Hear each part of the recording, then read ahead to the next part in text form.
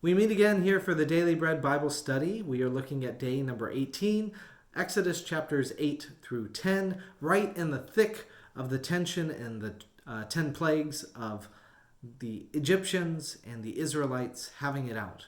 Who will win? Will Pharaoh win? Will God win? Well, instead of dealing with the haggling between God, Moses, Aaron, and Pharaoh, I'd like to overview the plagues, discussing potential purposes of these plagues. So, the 10 plagues are as such. The first one, the water turned to blood. That was in chapter 7 last time. Number 2 is frogs. Number 3 is gnats.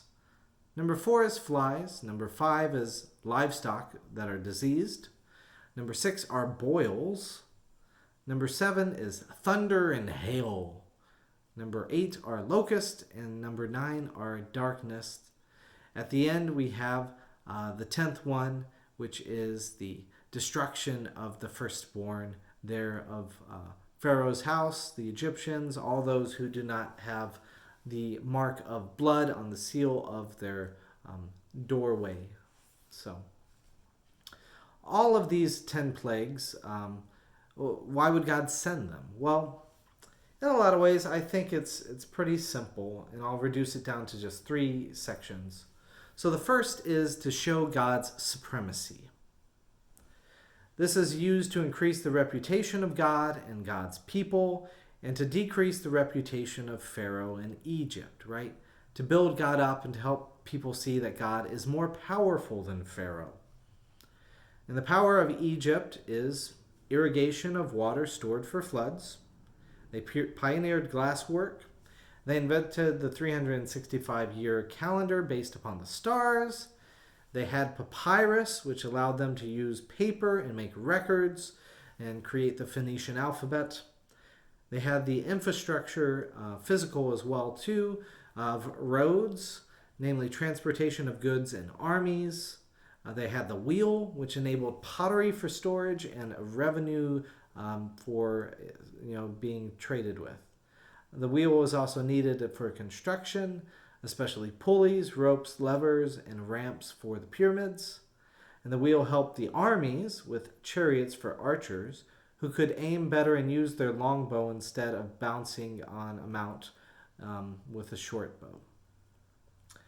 So the 10 plagues deal with the power of Egypt and God's supremacy by the water being turned for blood, because the water is needed for irrigation and the farming, one of the powers of Egypt. The frogs, gnats, and flies, in a lot of ways, are just very annoying. So they just show God can control the insects, the animals. The livestock being diseased, is makes the wheel being used for transportation a lot less helpful when your animals are diseased.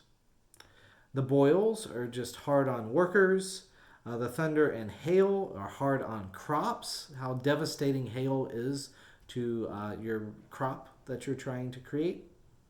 Locusts, and they have to eat something. Why not the papyrus? And keep the Egyptians from being able to use their Phoenician alphabet. And then darkness. It's hard to study the stars when it is blanketed out and the skies are not able to be seen. So all of these I see as showing God's supremacy and over the power of Egypt. Now, the second part of these 10 plagues, they're used to compel the ruling power, namely Pharaoh. In Egypt, or Exodus chapter 7, verse 3, "But I will harden Pharaoh's heart, and I will multiply my signs and wonders in the land of Egypt, and the Egyptians shall know that I am the Lord, when I stretch out my hand against Egypt and bring the Israelites out from them." And in chapter 8, in verse 20, "Thus says the Lord, let my people go so they may worship me, for if you will not let my people go, I will send whatever type of plague." There is a lot of "let my people go." It's repeated pretty much in the first, second, skips the third. The fourth, fifth skips the sixth, It's the 7th and 8th, skips the 9th, and the 10th does not say, let my people go. But that phrase is used a lot to try and compel Pharaoh. Now, in the third part, of why it matters, it's part of God's promise, right? These plagues are part of God's promise and the covenant with his chosen people. Namely, the plagues will help let them go, help them get out of slavery in Egypt. So the original plan, as told to Moses, was in Exodus 3, verse 17, I declare that I will bring you up out of the misery of Egypt to the land of the Canaanites, the Hittites, the Amorites, the Perizzites, the Hivites, and the Jebusites, a land flowing with milk and honey. They will listen to your voice, and you and the elders of Israel shall go to the king of Egypt and say to him, the Lord, the God of the Hebrews, has met with us. Let us now go a 3 days' journey into the wilderness, so we may sacrifice to the Lord our God.